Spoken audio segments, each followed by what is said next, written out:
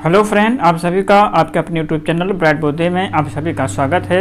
तो हम SCERT Bihar board class 10th के भूगोल की बुक की हम यहाँ पे एनालिसिस कर रहे हैं, जिसमें आज हम इकाई 2 पढ़ेंगे।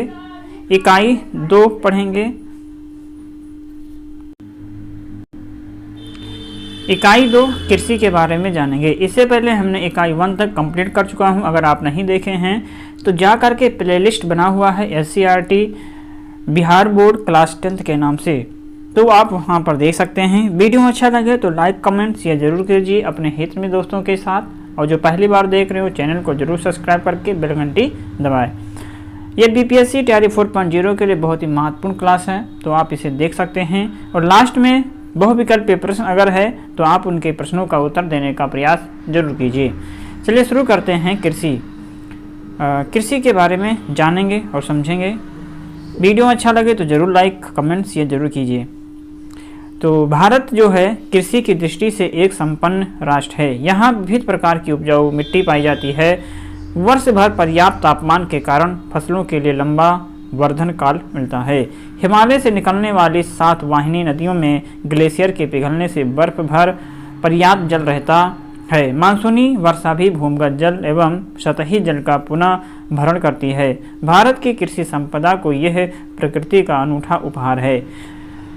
मानसून के स्वभाव के कारण कृषि निर्धारण में वर्षा का बहुत महत्व है। अधिकांश भागों में वर्षा वर्ष में 3-4 महीने ही होती है, और वो भी आसमान का मतलब कि जो अधिकांश भागों में वर्षा 2-3-4 महीने में ही होगा, लेकिन हर जगह समान रूप से वर्षा नहीं होती है, अर्थात अनियमित होती है। कभी कम बारिश कभी ज़्यादा, तो इसका कोई निश्चित नहीं है कि कब कितना बारिश होना है।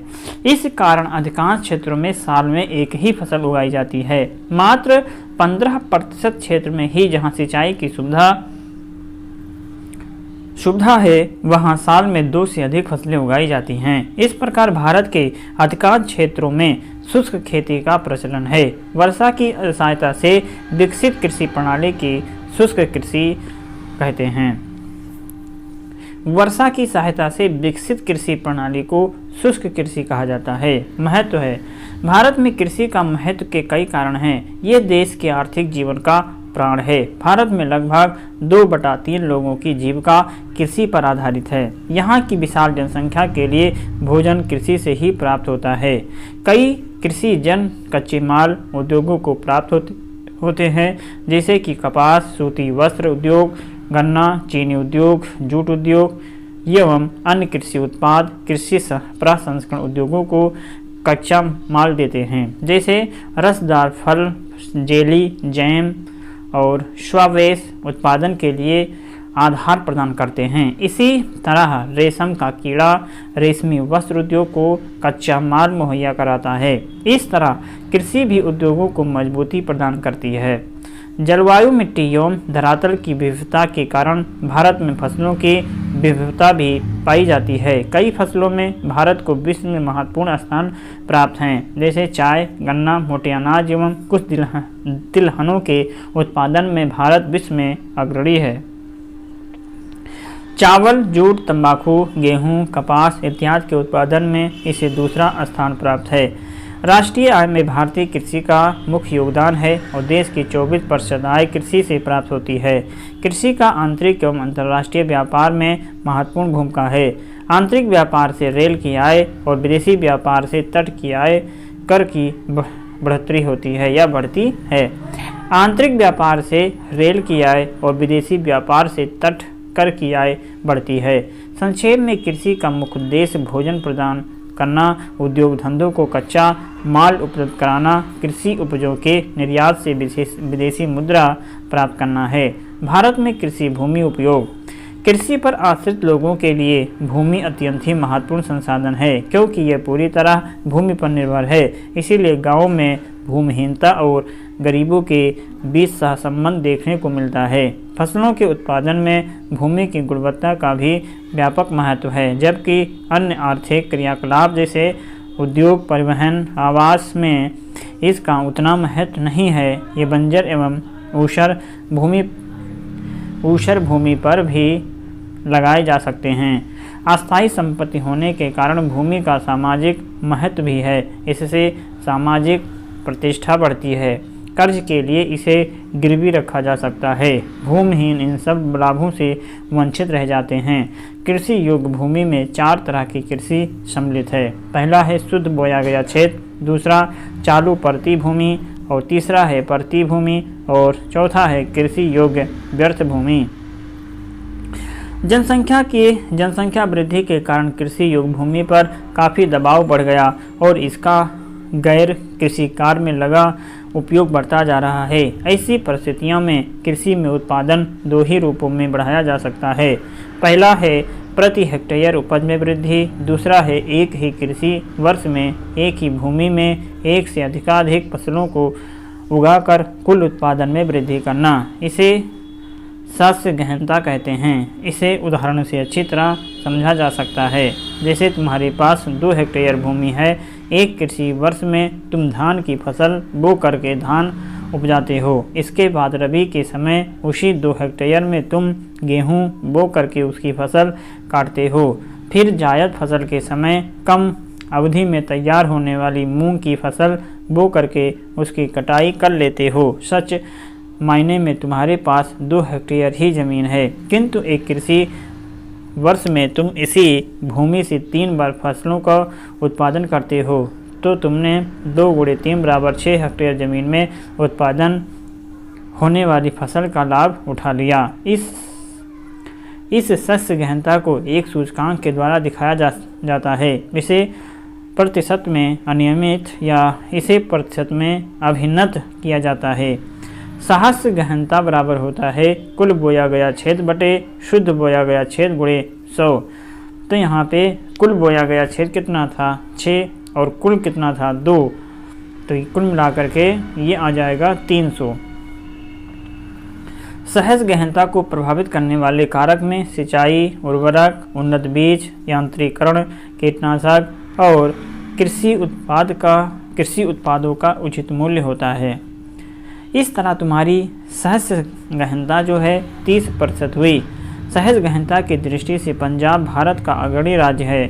सहज गहनता को प्रभावित करने वाले कारक को पूंजी लगा करके प्राप्त किया जा सकता है। इसीलिए सहज गहनता और निवेश उपयोग में बहुत गहरा संबंध है, बहुत गहरा सहसंबंध है। बच्चों, अब यह स्पष्ट हो गया होगा कि पंजाब की तुलना में बिहार में सहज गहनता क्यों कम है। भारत में शुद्ध बोए गए क्षेत्र के बढ़ने की संभावना बहुत ही कम है, लेकिन सहज गहनता ही वो विकल्प है जिससे भारत में कृषि उत्पादन को बढ़ाया जा सकता है। निवेश उपयोग, पूंजी लगा करके सिंचाई, खाद, उन्नत बीज, मशीन आदि का उपयोग करना निवेश उपयोग कहलाता है। भारत के अधिकांश भाग में उष्णकटिबंधीय जलवायु होने के कारण यहाँ पर्याप्त तापमान और प्रकाश रहता है। वर्षा का वितरण सभी जगह समान नहीं रहने के कारण आर्द्रता कृषि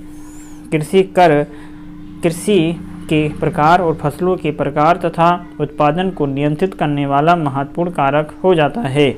जब फसल केवल वर्षा के द्वारा प्राप्त नमी के आधार पर पैदा की जाती है, तब इसे वर्षा पोषित कृषि या वर्षाधीन कृषि कहते हैं। ये कृषि 2 प्रकार की होती है। पहला है शुष्क भूमि कृषि और दूसरा है आर्द्र भूमि कृषि। 75 सेंटीमीटर से कम वर्षा वाले क्षेत्रों में होने वाली कृषि को शुष्क भूमि कृषि एवं 75 सेंटीमीटर से अधिक वर्षा होने वाले क्षेत्रों को होने वाली कृषि को आर्द्र भूमि कृषि कहते हैं। भारतीय कृषि का कुल 38.67% भूमि पर वर्षाधीन कृषि होती है। मोटे अनाज जो हैं ये दाल, तिलहन, कपास आदि वर्षाधीन फसल के उदाहरण हैं। शुष्क भूमि कृषि की विशेषताएं क्या है? तो वर्षा जल को संरक्षित करने की विधियों का प्रयोग किया जाता है ताकि शुष्क समय में उसका उपयोग किया जा सके। आवश्यकता से अधिक जल को भूमिगत जल के पुनः भरण के लिए संरक्षित रखा जाता है। शुष्कता के कारण यहाँ की मिट्टी में ह्यूमस की मात्रा बहुत कम होती है। शुष्कता के कारण मिट्टी की ऊपरी परत का वायु के द्वारा कटाव होता है। शुष्क भूमि कृषि अधिकांशतः गरीब किसान करते हैं, जिनके पास उन्नत कृषि करने के लिए पूंजी एवं आवश्यक साधन का अभाव हो रहता है। कृषि के द्वारा यहाँ आय कम प्राप्त होती है, जिसकी क्षतिपूर्ति पशुपालन के द्वारा की जाती है। अब जनसंख्या वृद्धि के दबाव के कारण यहाँ के चारागाहों खेतों में बदला जा रहा है।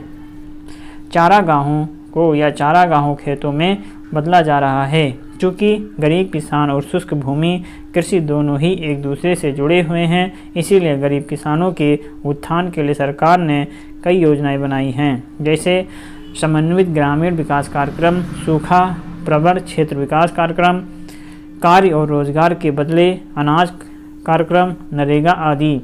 शीघ्र तैयार होने वाली फसलों का बीज तैयार किया जा रहा है। कृषि की नई तकनीकी का विकास किया जा रहा। जल सीजन एवं संग्रहण की तकनीकों का प्रचार किया जा रहा।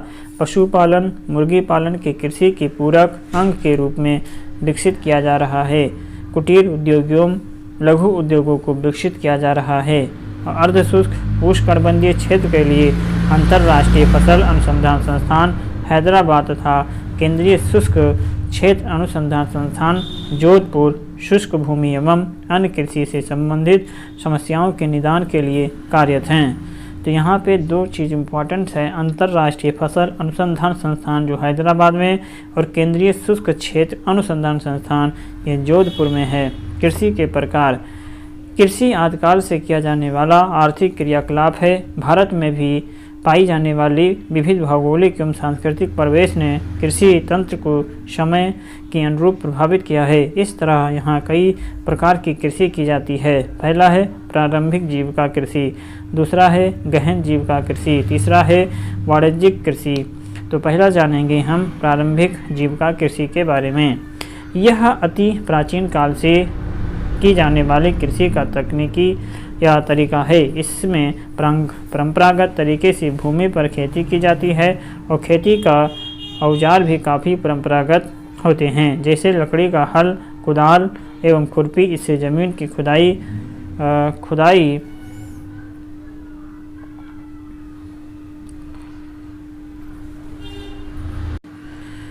इसमें ज़मीन की जुताई गहराई से नहीं हो पाती। इसमें जैसे जैसे बीज बो दिया जाता है और फसल पकने पर काट लिया जाता है। कृषि में आधुनिक तकनीकी के निवेश का अभाव रहता है, इसीलिए उपज कम होती है और भूमि की उत्पादकता कम होने के कारण फसल का प्रति इकाई उत्पादन में भी कम होता है। इस प्रकार कृषि का उदाहरण कर्तन दहन प्रणाली है। इसमें किसान खेती के टुकड़े पर उगी हुई जंगली वनस्पति को काटकर एवं जलन कर साफ करता है और तब उसमें फसल बोता है। इसमें फसल उत्पादन जीविका निर्वाह के लिए किया जाता है। खेत की उर्वरता जब समाप्त हो जाती है तब किसान उस खेत के टुकड़े को छोड़ करके दूसरे खेत के टुकड़े पर वही प्रक्रिया आरंभ करते हैं।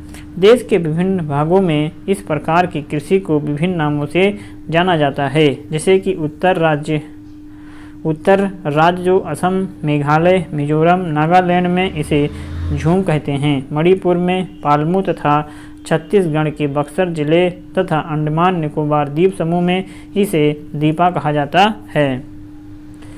तो उत्तर पूर्वी राज्य असम, मेघालय, मिजोरम, नागालैंड में इसे झूम खेती और मणिपुर में इसे पामलू और छत्तीसगढ़ में बक्सर जिले तथा अंडमान निकोबार द्वीप समूह में इसे दीपा कहा जाता है। गहन जीविका कृषि क्या है? यह कृषि देश के अधिकांश हिस्से में की जाती है जहां भूमि पर की जनसंख्या का दबाव अधिक है। वहां इस प्रकार की कृषि पद्धति को अपनाया गया है। इसमें श्रम की अधिकता होती है। परंपरागत कृषि कौशल का भी इसमें भरपूर उपयोग किया जाता है। भूमि की उर्वरता को बनाए रखने के लिए परंपरागत ज्ञान, बीजों के रखरखाव एवं मौसम संबंधी भी अनेक ज्ञान का इसमें उपयोग किया जाता है। जनसंख्या बढ़ाने से खेतों का आकार काफ़ी छोटा हो गया। वैकल्पिक रोजगार के अभाव में भी ज़रूरत से ज़्यादा जनसंख्या इस प्रकार के कृषि में संलग्न है। इसी तरह से छिपी बेरोजगारी का स्वरूप प्रस्तुत करती है।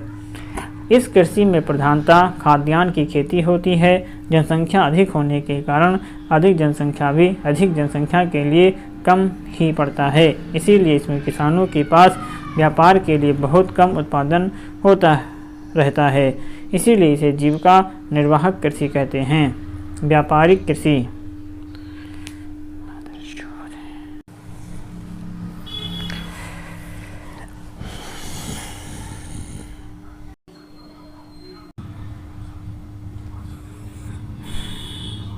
व्यापारिक कृषि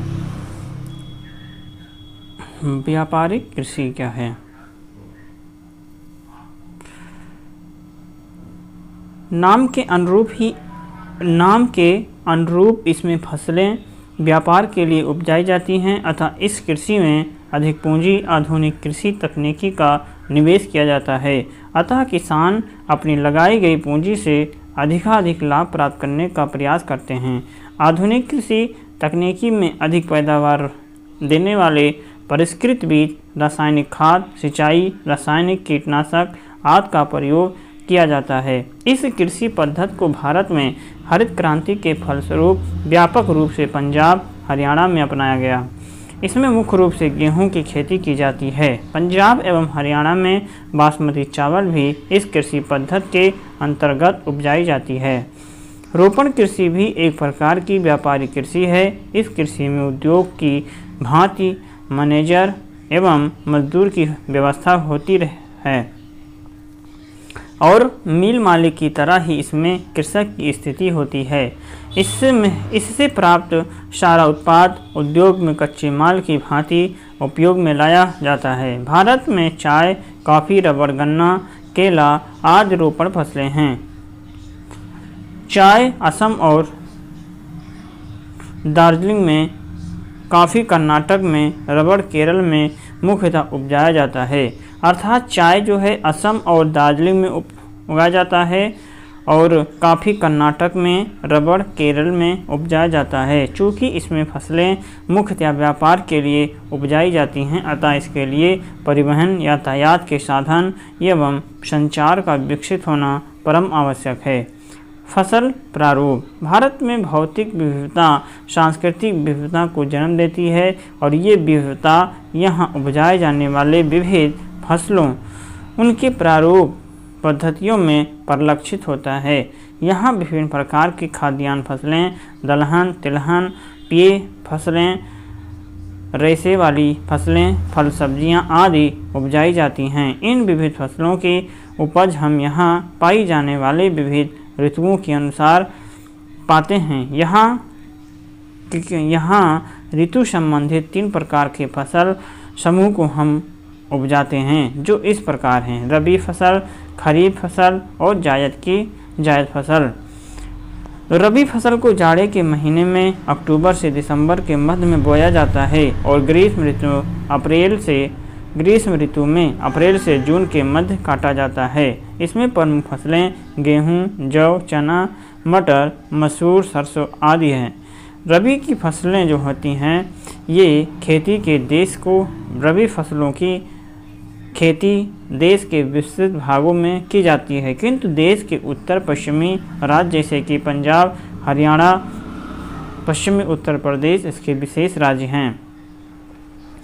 यही वो क्षेत्र है जहां हरित क्रांति के फलस्वरूप हम खाद्यान्न में स्वावलंबी हो गए।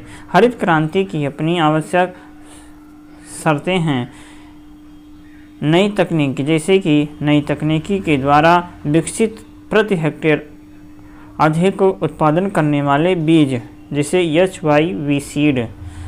दूसरा है सिंचाई के साधन और रासायनिक खाद और रासायनिक कीटनाशक दवाइयाँ इत्यादि। हरित क्रांति के फलस्वरूप इन क्षेत्रों में जब कई पर्यावरणीय समस्याएं उभर कर सामने आने लगी हैं, क्या तुम्हें इनके विषय में कोई जानकारी है?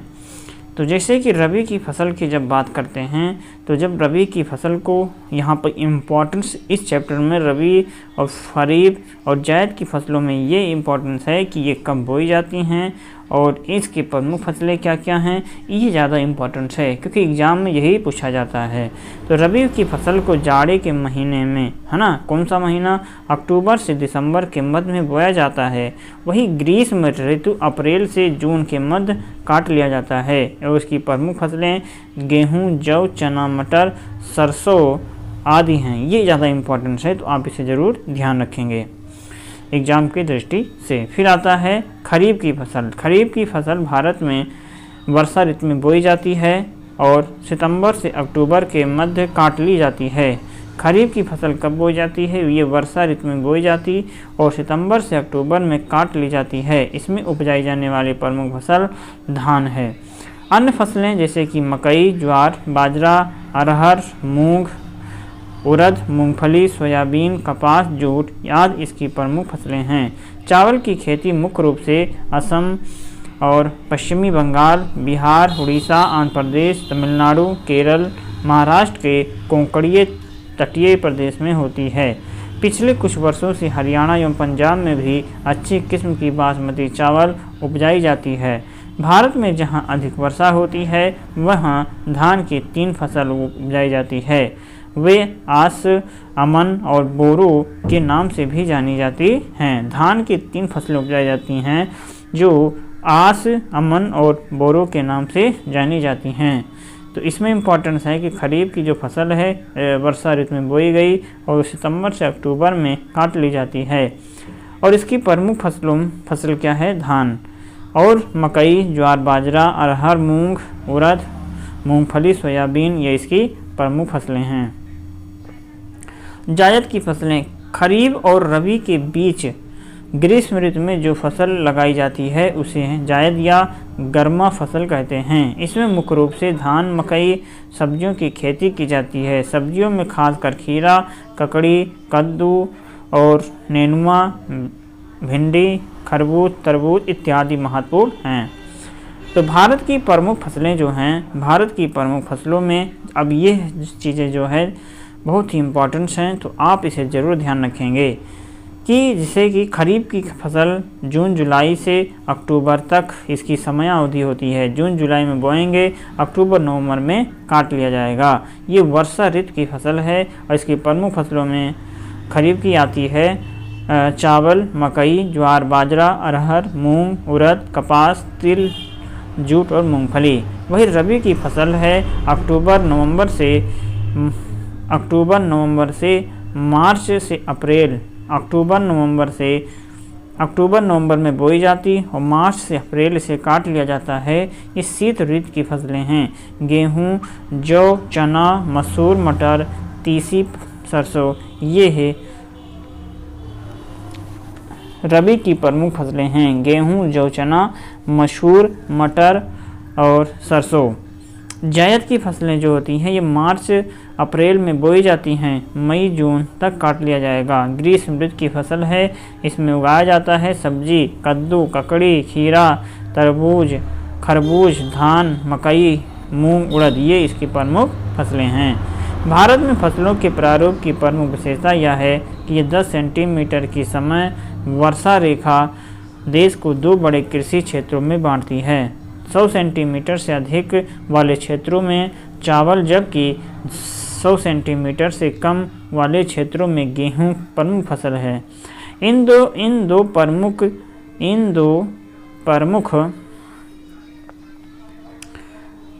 दो प्रमुख कृषि क्षेत्र के बीच का क्षेत्र संक्रमण का क्षेत्र है और भारत में शुष्क क्षेत्र का एक विशिष्ट फसल प्रारूप है। यहाँ प्रमुख फसल ज्वार, बाजरा, मूंगफली, तिलहन और दाल हैं। मुख्य फसलें भारत में कृषि की विविधता को प्रभावित करने वाले प्रमुख कारक हैं वर्षा की मात्रा, मिट्टी के प्रकार, कृषि पद्धति, ये विविधता आदि है। इसके फलस्वरूप भारत में विविध फसलें उपजाई जाती हैं। इनमें प्रमुख हैं धान, गेहूँ, मकई, ज्वार, बाजरा, तिलहन, दलहन, पीले फसल, रेशों की फसल उपजाई जाती है। चावल हमारे यहाँ के प्रमुख खाद्यान्न फसल हैं जिस पर अधिकांश जनसंख्या निर्भर करती है। विश्व का 22% चावल क्षेत्र भारत में है तथा कुल भूमि या कुल कृषि भूमि का 23% है। चावल की कृषि के लिए अनुकूल भौगोलिक दशाएं निम्नलिखित हैं। तापमान, यहाँ उष्णकटिबंधीय फसल है, अतः इसकी उपज के लिए अधिक तापमान की आवश्यकता है। इसके लिए कम से कम 24 सेंटीग्रेड तापमान की आवश्यकता है। बोते समय 21 डिग्री सेल्सियस और बढ़ते समय 24 डिग्री सेल्सियस तथा पकते समय 27 डिग्री सेल्सियस तापमान की आवश्यकता होती है। वर्षा, इसकी फसल के लिए 125 सेंटीमीटर से 200 सेंटीमीटर वर्षा की आवश्यकता होती है। इसमें कम वर्षा वाले क्षेत्र में सिंचाई की आवश्यकता से फसल उगाई जाती है। मिट्टी, इसके लिए अत्यंत उपजाऊ जलोढ़ मिट्टी की आवश्यकता होती है और इसकी मिट्टी चीका युक्त दोमट होनी चाहिए ताकि पौधों की जड़ अच्छी तरह विकसित हो सके। श्रम, इसकी कृषि में मानव श्रम की अधिक आवश्यकता होती है। खेत की तैयारी से लेकर के रोपनी कटनी तक का कार्य मानव श्रम के द्वारा ही संपादित होता है। भारत के सस्ते श्रमिक इसकी कृषि के लिए अनुकूल मानवीय वातावरण बनाते हैं। उत्पादन तथा वितरण, भारत का अधिकांश चावल जलोढ़ मिट्टी के क्षेत्र में तथा डेल्टाई एवं तटीय भागों में उत्पन्न किया जाता है। इसके अतिरिक्त यह हिमालय पर्वत की निचले घाटियों में सीढ़ी नुमा खेतों में तथा दक्षिणी पठार के कुछ घाटी क्षेत्रों में भी किया जाता है। सतलज गंगा के मैदान में सिंचाई की आवश्यकता से चावल की कृषि ने उल्लेखनीय प्रगति की। इसके मुख्य उत्पादक राज्य जो हैं पश्चिमी बंगाल, बिहार, उत्तर प्रदेश, आंध्र प्रदेश, उड़ीसा, छत्तीसगढ़, असम, केरल, तमिलनाडु आदि आते हैं। पश्चिमी बंगाल में चावल की तीनों ही किस्में उपजाई जाती हैं। गेहूँ, चावल के बाद गेहूं हमारे देश की दूसरी प्रमुख खाद्यान्न फसल है। हमारा देश विश्व का दूसरा बड़ा उत्पादक है जो विश्व का करीब 10% गेहूं उत्पादन करता है। ये जाड़े की ऋतु में उगाया जाता है और पकते समय इसे खिली धूप की आवश्यकता होती है तथा उगाने के लिए समान रूप से वितरित 50 से 70 सेंटीमीटर वार्षिक वर्षा की आवश्यकता होती है। 100 सेंटीमीटर से अधिक वार्षिक वर्षा वाले क्षेत्रों में इसकी खेती नहीं की जा सकती। 100 सेंटीमीटर की वार्षिक वर्षा समरेखा गेहूं एवं चावल प्रधान क्षेत्रों को अलग करती हैं। सिंचाई की आवश्यकता से 20 सेंटीमीटर वार्षिक वर्षा वाले क्षेत्रों में भी उगाया जा सकता है। 1967 ईस्वी में देश में हरित क्रांति आई और इसका सबसे अधिक प्रभाव हमारे देश में गेहूं की खेती पर पड़ा। 1970-71 में 1960-61 की तुलना में गेहूं की उपज लगभग दुगनी हो गई।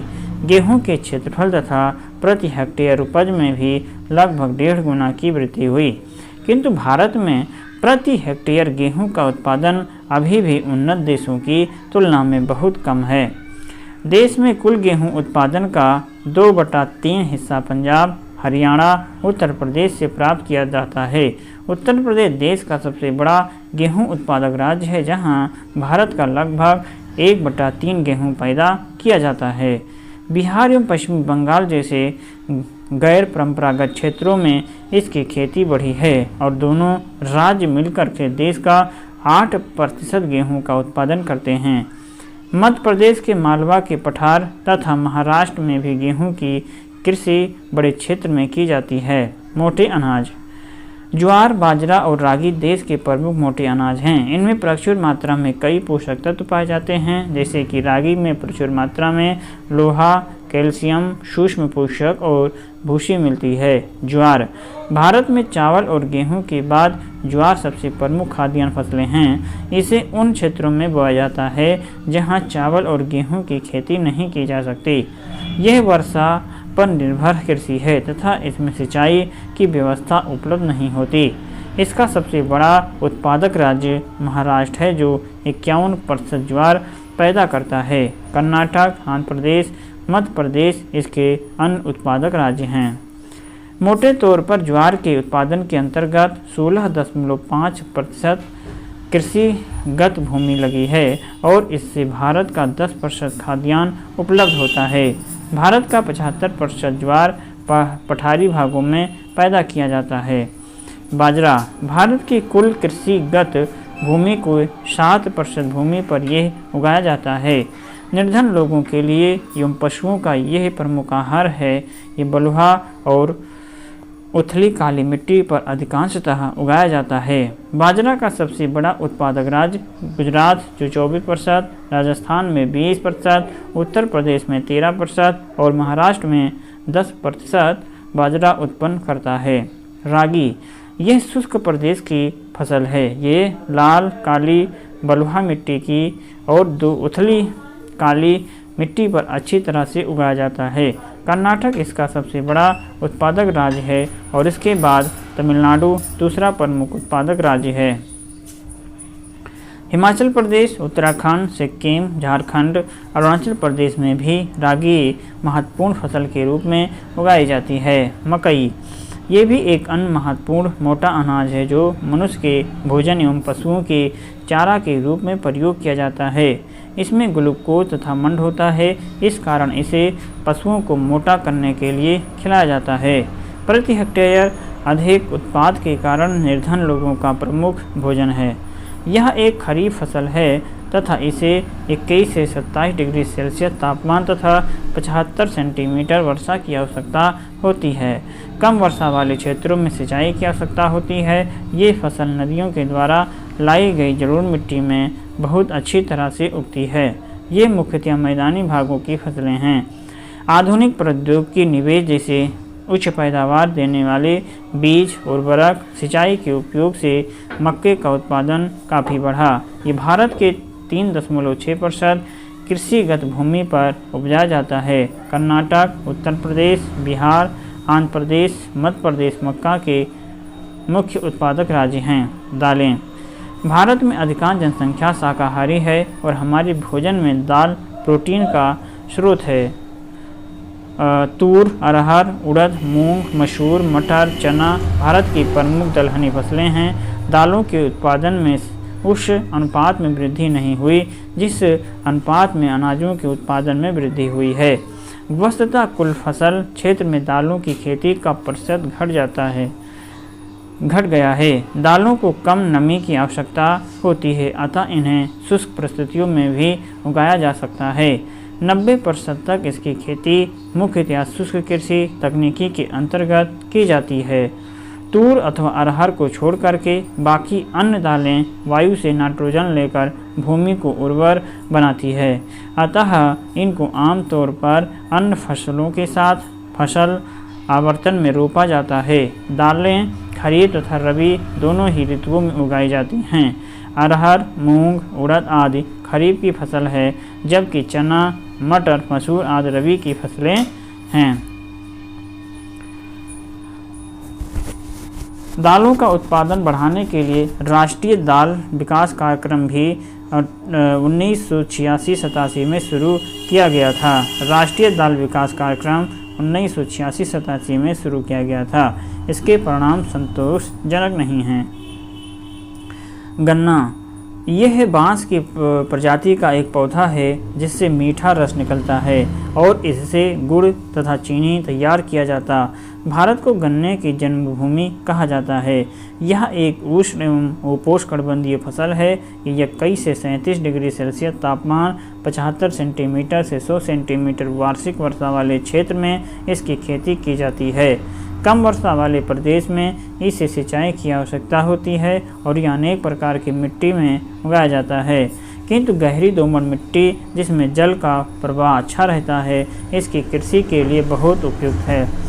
इसकी फसल मिट्टी की उर्वरता को जल्द ही समाप्त कर देता है, इसीलिए इसकी खेती में काफ़ी मात्रा में खाद की ज़रूरत होती है। भारत में ये फसल दक्षिण में कन्याकुमारी से लेकर के उत्तर में पंजाब के गुरुदासपुर तक उगाया जाता है, किंतु इसके मुख्य उत्पादक क्षेत्र जो हैं 25 डिग्री सेल्सियस उत्तरी अक्षांश के दक्षिण में ही पाए जाते हैं। दक्षिण भारत में इसकी कृषि के लिए उत्तर भारत की तुलना में अधिक अनुकूल परिस्थितियां उपलब्ध हैं। तिलहन। भारत विश्व में सबसे बड़ा तिलहन उत्पादक देश है। देश के कुल कृषिगत भूमि के 12% पर कई प्रकार के तिलहन फसलें उगाई जाती हैं। इससे निकाले गए तेल हमारे भोजन का मुख्य अंग है तथा कुछ औद्योगिक रूप से कच्चे माल के रूप में भी उपयोग में लाए जाते हैं। मूंगफली, सरसों, नारियल, तिल, सोयाबीन, अरंडी, बिनौला, अलसी, सूरजमुखी आदि भारत में उगाई जाने वाली प्रमुख तिलहन हैं। कुछ तेल के बीजों को साबुन और प्रसाधन, उपटन आदि में प्रयोग किया जाता है। मूंगफली एक खरीफ फसल है और भारत विश्व में मूंगफली का दूसरा बड़ा उत्पादक देश है। ये देश के कुल कृषिगत भूमि के 3.6% पर पैदा किया जाता है। भारत में कुल तिलहनों का आधा उत्पादन मूंगफली से ही प्राप्त होता है, अतः गुजरात इसके उत्पादन में भारत में सर्वप्रथम है। गुजरात इसके उत्पादन में भारत में प्रथम है और अन्य उत्पादक राज्यों में आंध्र प्रदेश, कर्नाटक, महाराष्ट्र आता है। सरसों। इसके अंतर्गत गेहूं, सरसों, तोरिया, तारामीरा आदि कई तिलहन शामिल हैं। यह भी रबी उपोष्णकटिबंधीय फसल है और इसकी कृषि भारत के मध्य तथा उत्तर पश्चिम भाग में रबी के मौसम में की जाती है। पाला इसकी कृषि के लिए हानिकारक है। इस कारण से इसका उत्पादन बहुत प्रभावित होता है तथा परिवर्तनशील है। इसके उत्पादन में वृद्धि के लिए नए प्रौद्योगिकी की विकास किया गया, जिससे उन्नत बीजों का प्रयोग तथा सिंचाई आदि शामिल है। इसके उत्पादन का 1/3 भाग राजस्थान के द्वारा प्राप्त होता है। अन्य उत्पादक राज्य जैसे कि उत्तर प्रदेश, हरियाणा, पश्चिम बंगाल तथा मध्य प्रदेश है। इसकी प्रति हेक्टेयर उत्पादन हरियाणा, पंजाब में बहुत अधिक होती है। अलसी को हम तीसी भी कहते हैं। यह एक अन्य रबी तिलहन फसल है। अलसी अगर आ जाए तो किस प्रकार की फसल है, तो यह एक रबी फसलें हैं। इसका कई औद्योगिक उपयोग है। तिल उत्तरी भारत में खरीफ फसल है। तिल जो है ये खरीफ की फसल है और दक्षिणी भारत में ये रबी की फसल है। अंडी खरीफ और रबी दोनों ही फसल के रूप में उगाई जाती है। सोयाबीन तथा सूरजमुखी भारत के अन्य महत्वपूर्ण तिलहन हैं। सोयाबीन मुख्यतः मध्य प्रदेश, महाराष्ट्र में उपजाया जाता है और ये दोनों राज्य मिलकर के भारत का 90% सोयाबीन पैदा करते हैं। सूरजमुखी की फसल मुख्यतः दक्षिण भारत के कर्नाटक, आंध्र प्रदेश, महाराष्ट्र आदि में पैदा होता है।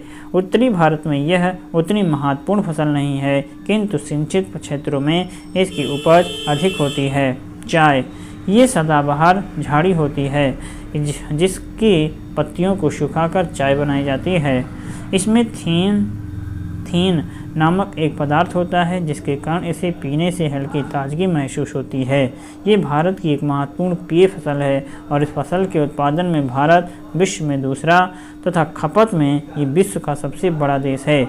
ये रोपण कृषि के अंतर्गत आता है और सर्वप्रथम अंग्रेजों के द्वारा इसकी कृषि को ब्रह्मपुत्र घाटी में 1840 में आरंभ किया गया था। ये प्रदेश आज भी देश का प्रमुख उत्पादक क्षेत्र है।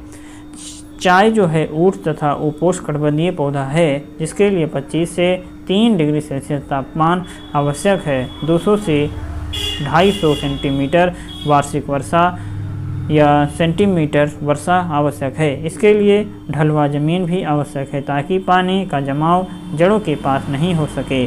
पत्तियों के निरंतर विकास के लिए आर्द्रता समान रूप से सालों भर वितरित रहना चाहिए।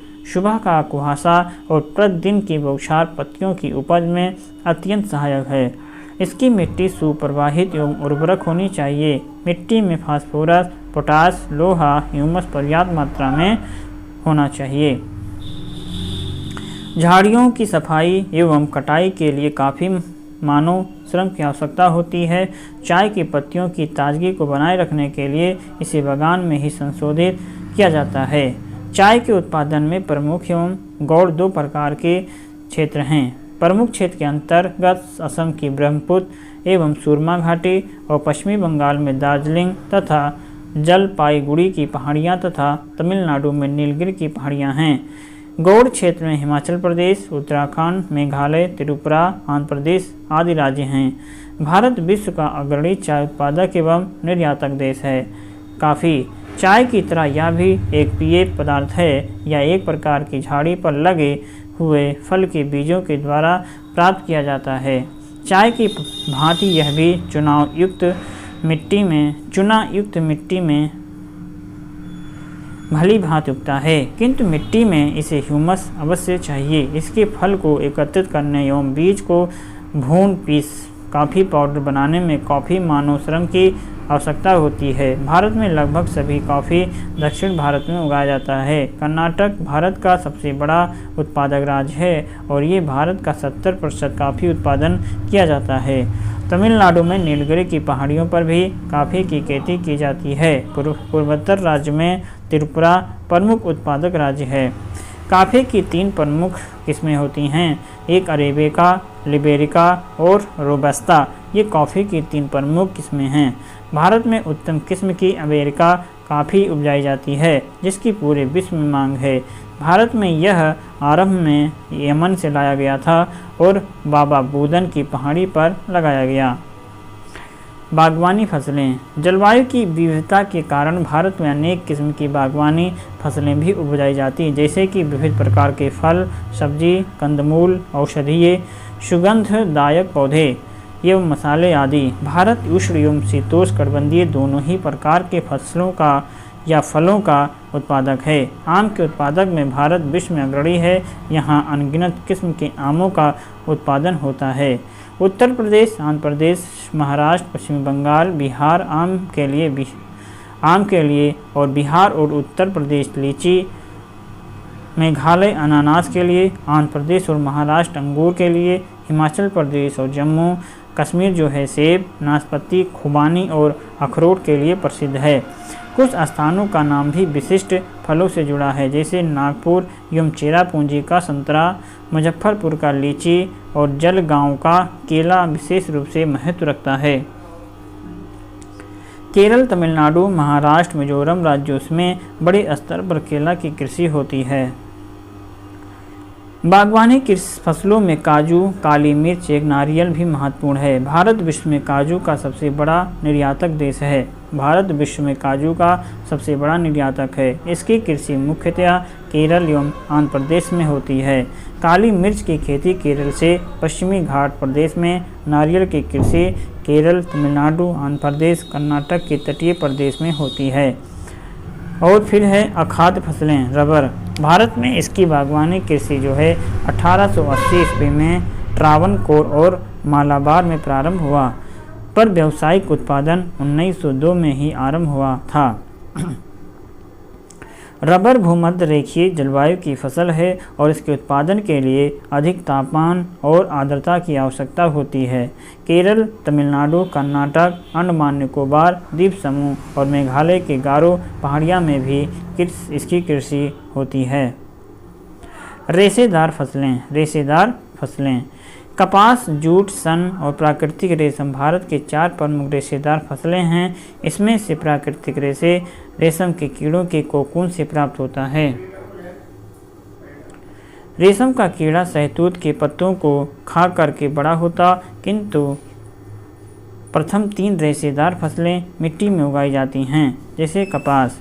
भारत को कपास का मूल स्थान माना जाता है और सूती वस्त्र उद्योग के लिए ये कच्चा माल प्रदान करता है। यह उपोष्ण तथा उष्णकटिबंधीय पौधा है।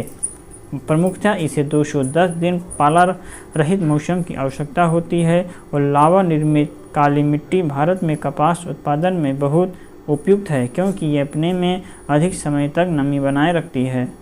तेज और चमकीली धूप कपास के पौधों को बढ़ने में सहायता देती है और पकते समय शुष्क वातावरण की आवश्यकता होती है। इसे पक कर तैयार होने में 6 से 8 महीने और यह एक खरीफ फसल है। महाराष्ट्र, गुजरात, मध्य प्रदेश, कर्नाटक, आंध्र प्रदेश, तमिलनाडु, पंजाब, हरियाणा, उत्तर प्रदेश कपास के प्रमुख उत्पादक राज्य हैं। यहाँ छोटे रेशे वाली कपास उगाई जाती है। जूट। कपास के बाद जूट भारत की दूसरी महत्वपूर्ण रेशेदार फसल है। इसे सुनहरा रेशा भी कहते हैं। जूट को सुनहरा रेशा कहा जाता है।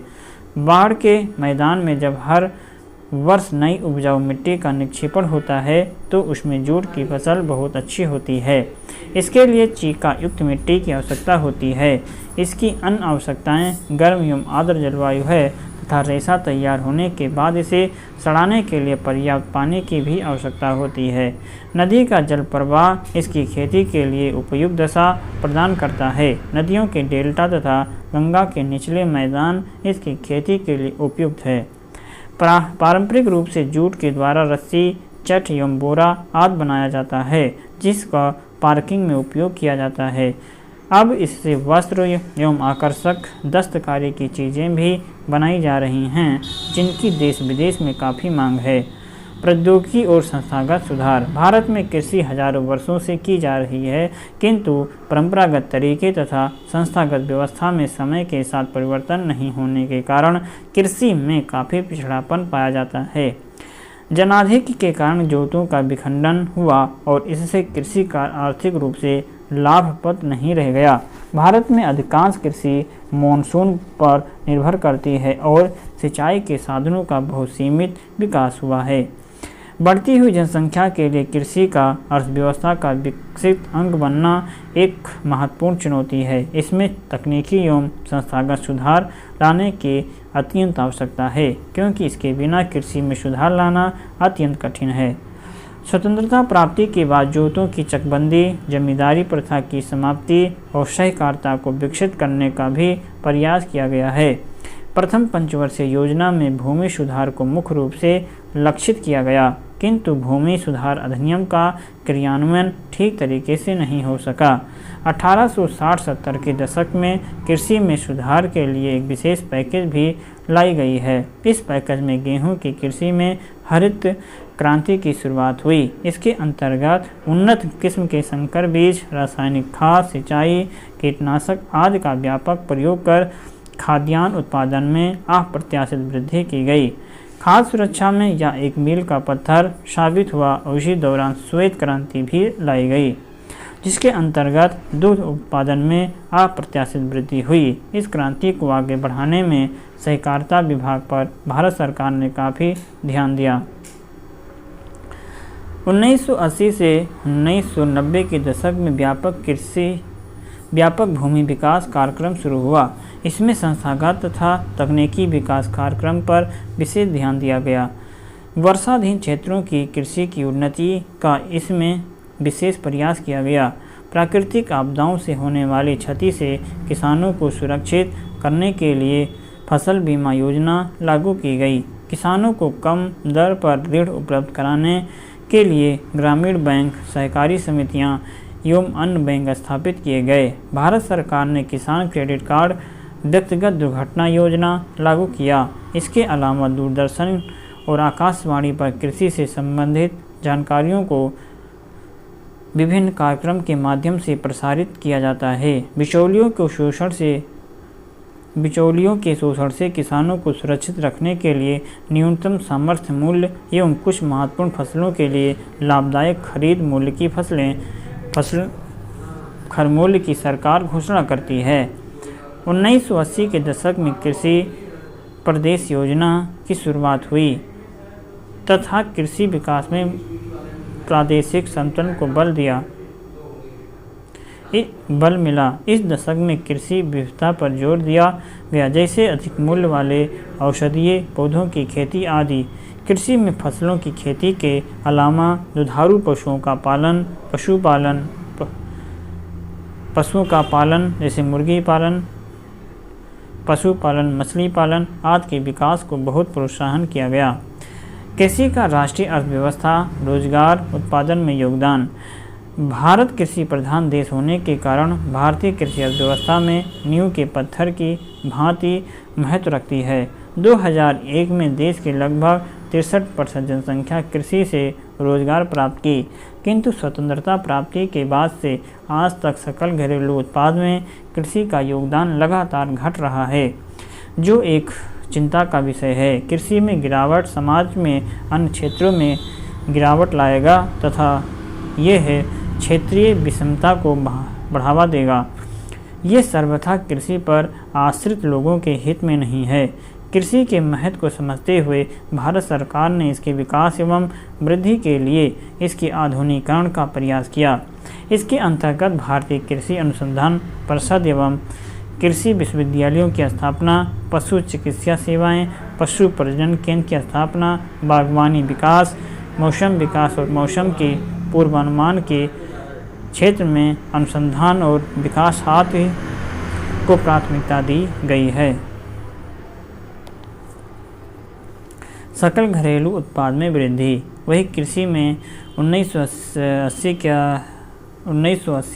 और 91 में 3.6 से बढ़कर के ये 92 और 2001 में 3.3 में दिया गया है उद्योग और सेवाएं। उपरोक्त तालिका से स्पष्ट है कि सकल घरेलू उत्पाद में वृद्धि हुई, परंतु इससे देश में पर्याप्त रोजगार नहीं पाए। कृषि में विकास दर कम हो रही है और यह स्थिति चिंताजनक है। वैश्वीकरण का भारतीय कृषि पर बहुत प्रभाव पड़ रहा है। वैश्वीकरण का अर्थ है कि देश की अर्थव्यवस्था का विश्व की अर्थव्यवस्था के साथ जुड़ना। इसने भारतीय बाजार को विश्व के बाजार के लिए खोल दिया। तो वैश्वीकरण का भारतीय कृषि पर बहुत प्रभाव पड़ रहा है। वैश्वीकरण का अर्थ होता है कि देश की अर्थव्यवस्था का विश्व की अर्थव्यवस्था के साथ जुड़ना। अंतर्राष्ट्रीय व्यापार पर सरकारी तंत्र की पकड़ ढीली हो गई। अब विदेशी उत्पाद, जिसमें कृषि जन्य उत्पाद भी शामिल है, आसानी से भारत में बेचे जा सकते हैं। इस अंतर्राष्ट्रीय प्रतिस्पर्धा से भारतीय किसान को एक बहुत बड़ी चुनौती का सामना करना पड़ रहा है। भारतीय कृषि कई प्रकार की समस्याओं से जूझ रही है। इसकी सबसे बड़ी समस्या फसलों का प्रति एकड़ कम उत्पादन। भारत में भूमि की प्रति इकाई में फसलों का उत्पादन जापान का 1/3 और संयुक्त राज्य अमेरिका का 1/4 है। तो निम्न उत्पादकता के क्या कारण हैं, आइए जानते हैं। जनसंख्या का कृषि भूमि पर निरंतरता या निरंतर बढ़ता दबाव। मतलब कि क्या कारण है जिससे कि निम्न उत्पादन हो रहा है। तो जनसंख्या का कृषि भूमि पर निरंतर बढ़ता दबाव, घटता कृषि भूमि क्षेत्र, खेतों का छोटा आकार और भू स्वामित्व का प्रणाली, सिंचाई की कम और अनिश्चित सुविधाएं, मानसूनी वर्षा की अनिश्चितता, कृषि योग्य भूमि का निम्नीकरण, कम पूंजी निवेश, आधुनिक कृषि तकनीकी, कीटनाशक, रासायनिक खाद, आधुनिक यंत्र का सीमित उपयोग, कृषि शोध एवं प्रचार एवं प्रसार तंत्रों का अच्छी स्थिति में नहीं होना, कृषि उत्पाद का उचित मूल्य न मिलना, सालों भर काम का अभाव, कृषि में वाणिज्यीकरण का अभाव। वैश्विक प्रतिस्पर्धा का सामना करने के लिए भारत को अपनी कृषि संबंधित क्षमताओं को सुनियोजित ढंग से उपयोग करना होगा। जैव प्रौद्योगिकी के उपयोग के अलावा राष्ट्रीय बाजार का एकीकरण इस देश में एक महत्वपूर्ण कदम हो सकता है। इसके लिए सड़क, बिजली, सिंचाई, ऋण की सुविधा आदि उपलब्ध करना परम आवश्यक है। इसके बिना कृषि को वैश्वीकरण के अनुचित प्रभाव से बचा पाना संभव नहीं है। खाद्य सुरक्षा, रोटी, कपड़ा, मकान ये हमारी मूलभूत आवश्यकता है। भोजन के साथ साथ पोषण प्राप्त करना ये सभी नागरिकों के लिए अत्यंत आवश्यक है। हमारे देश के उन क्षेत्रों में जहां निर्धनता अधिक व्याप्त है, वहीं भुखमरी की समस्या है। इसके निराकरण के लिए सरकार ने खाद्य सुरक्षा प्रणाली बनाई और इसके 2 प्रमुख अंग हैं। पहला है बफर स्टॉक एवं दूसरा है जन वितरण प्रणाली, अर्थात बफर स्टॉक, और दूसरा जन वितरण प्रणाली। इसके अंतर्गत सस्ती दरों पर आवश्यक सामग्री एवं अनाज शहरों एवं ग्रामीण क्षेत्रों के निवासियों को मुहैया कराई जाती है। इससे गरीब लोगों को भोजन सुलभ हो गया। बफर स्टॉक बनाने में फूड कॉरपोरेशन ऑफ इंडिया सक्रिय है। न्यूनतम सामर्थ्य मूल्य पर यह किसानों से अनाज खरीद कर उसका भंडारण करती है। उपभोक्ताओं को 2 वर्गों में बांटा गया है। पहला है गरीब रेखा से नीचे और गरीब रेखा से ऊपर। इन वर्गों में आने वाले लोग के लिए चीज़ों की कीमतों में भिन्नता है। यह वर्गीकरण अपने आप में पूर्ण नहीं है। इसमें अनेक हकदार गरीब लोग बीपीएल वर्ग में शामिल नहीं हो पाए और बहुत से लोग एपीएल वर्ग के एकदम अंतिम छोर पर हैं। एक फसल बर्बाद होने पर बीपीएल की श्रेणी में आ जाते हैं, किंतु उनकी गिनती बीपीएल श्रेणी में नहीं हुई। प्रशासकीय दृष्टि से एकदम सही वर्गीकरण करने में कई व्यवहारिक कठिनाइयाँ हैं। कृषि के क्षेत्र में मौलिक संरचना जैसे बिजली, सिंचाई, ग्रामीण सड़कें आदि में आवश्यक सुधार जितनी जल्दी किया जाए, कृषि के विकास के लिए उतना ही आवश्यक है। गेहूं, चावल की अपेक्षा उस क्षेत्र में उगने वाले खाद्य फसलों को बढ़ावा दिया जाना चाहिए जिसमें वृद्धि की बेहतर संभावनाएं हों। सतत पोषणीय आधार पर खाद्य उत्पादन में वृद्धि करना अत्यंत आवश्यक है, क्योंकि भारत की बढ़ती हुई जनसंख्या को खाद्य सुरक्षा की ज़रूरत है। दाल, फल, सब्जी, तिलहन, औद्योगिक फसलें आदि की खेती में लगी हुई भूमि में निरंतर वृद्धि हो रही है। वहीं दूसरी ओर खाद्यान्न एवं दालों के अत्यंत लगी भूमि निरंतर घट रही है। बढ़ती जनसंख्या के कारण गैर कृषि कार्यों के अंतर्गत भूमि का प्रतिशत बढ़ रहा है। हरित क्रांति में लगाए गए प्रौद्योगिकी, कीटनाशी, पीड़कनाशी, रासायनिक उर्वरक के कारण मिट्टी की निम्नकरण एक भारी समस्या है। सिंचाई या असक्षम जल प्रबंधन में जल क्रांतता और लवणता की समस्याएं पैदा हो गई। किसानों को मुफ्त बिजली मिलने के कारण भूमिगत जल को सिंचाई के साधनों के द्वारा अंधाधुंध उपयोग किया जाने लगा। फलतः भूमिगत जल के भंडारण के कारण नलकूप सूख गए। इससे छोटे एवं सीमांत किसान खेती छोड़ने पर मजबूर हो गए। हालांकि बड़े किसानों को गहरे एवं नलकूप से भी जल की सुविधा है। इसी तरह अपर्याप्त भंडारण की सुविधा एवं बाजार के पर्याप्त अभाव के कारण किसानों का उत्पादन प्रभावित होता है। किसानों को इस तरह दोहरा नुकसान उठाना पड़ता है। इन्हें खेतों में अच्छी तरह उपज लेने के लिए महंगा पूंजी निवेश करना पड़ता है, तो दूसरी ओर फसल पर उचित समर्थन मूल्य न मिलने या किसी प्राकृतिक आपदा के कारण फसल क्षति सहना पड़ता है। मजबूरी में फसल उत्पादन को बेचना पड़ता है, अतः छोटे किसानों को सुरक्षा के बिना सुरक्षा संभव नहीं है।